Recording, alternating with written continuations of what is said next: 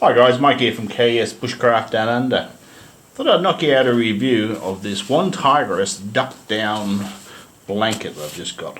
Okay, so for those that follow my videos know that I've got a woolly mammoth blanket. Now I'm not having much joy with these wool blankets. They're rough, they're tough, they're not that warm for the weight, but they can handle a bit of moisture. Lots of good points with them.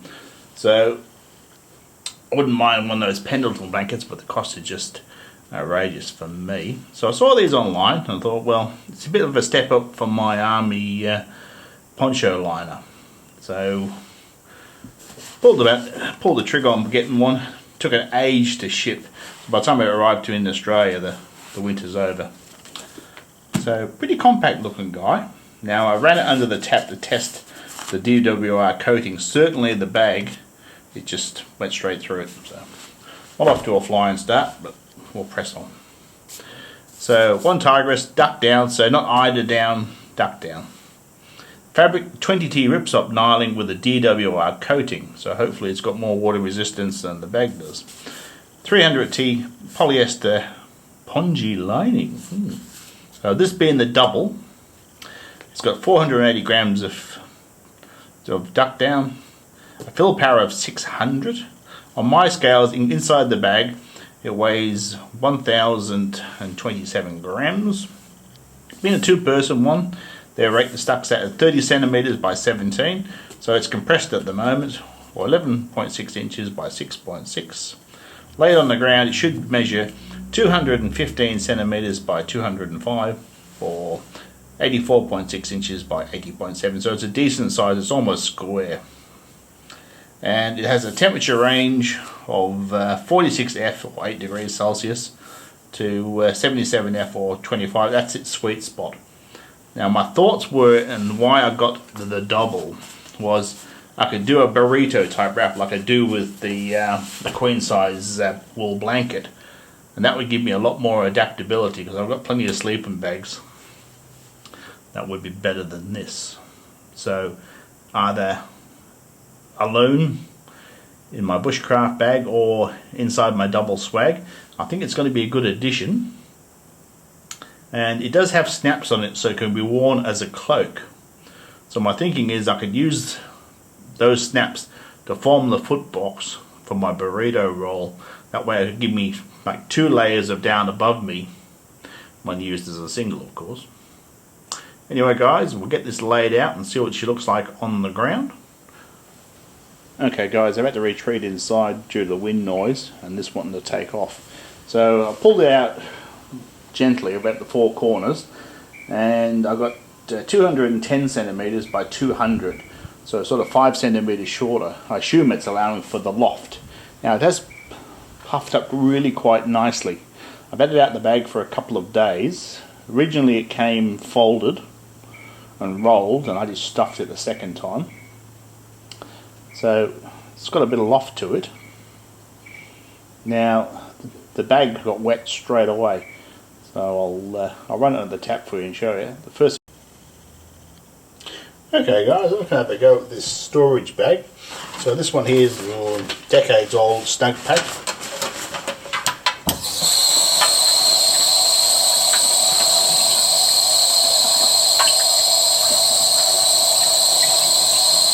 It still feels alright inside.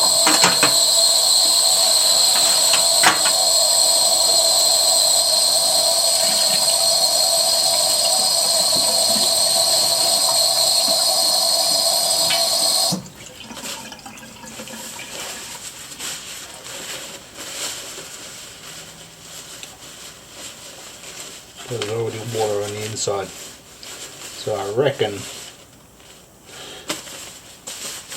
some Scotch Guard spray is a definite go for this one. The thing I'll be doing is getting some waterproof spray on the storage bag, and I'll be having a look at the coating on this as well, because it does say it's got a durable water resistant finish, while the bag certainly doesn't. Okay guys, I went online, had a quick check, make sure that this set does have a DWR coating, which they say it does. So water should just bead off. It certainly didn't do it off the storage bag, but we'll give it a shot.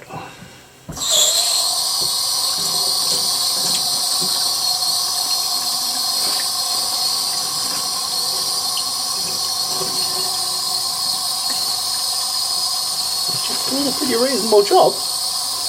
I had my concerns after doing, certainly on the stitch seams, it's soaking it up there. So most of the surfaces it's beading off. So that's a bit of a relief. But certainly the cotton stitching is soaking the water up, as you can see there, as you'd expect it to.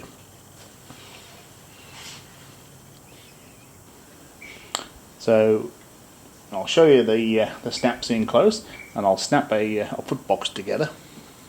So these are the snaps. So this is the design to stick your head through. And there's 3 snaps. So what I was thinking is if I use that as a foot box for my burrito roll, then it'll give me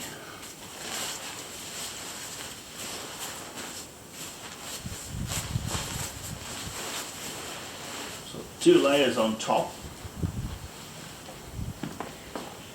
So there's my thoughts. If I use the snaps to form up a foot box, maybe if you use a couple of safety pins, I can make a pretty good improvised sleeping bag with 1 layer underneath, because that's not helping you at all, resisting the cold from the ground. The sleeping pad does that. And 2 layers on top. So hopefully that should extend its usefulness. Tip over. Good there. Up you go, Dom. Come on. It's taking out of my hand.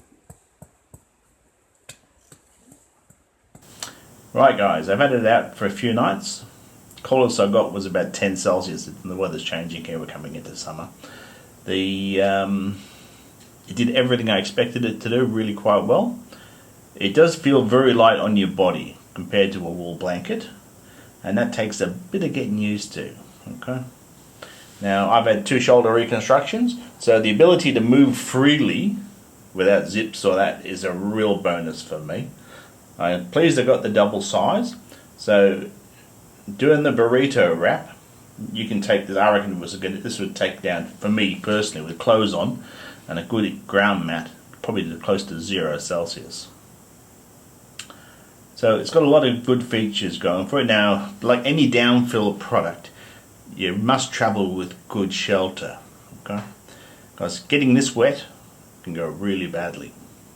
Unlike a wool blanket or synthetic sleeping bag, if you get that wet, it's going to be a bit cracked, but you won't die. So keep that in mind. I would like to have seen some more snap fasteners on it to make it easier to put together like a large sleeping bag. So it's got the ones for the hood, which I use as a foot box for my burrito roll, and that worked pretty well. I could try it the other way and stick my head through it and do my roll from the bottom up. But I think, especially in the double size, it's got a lot going for it.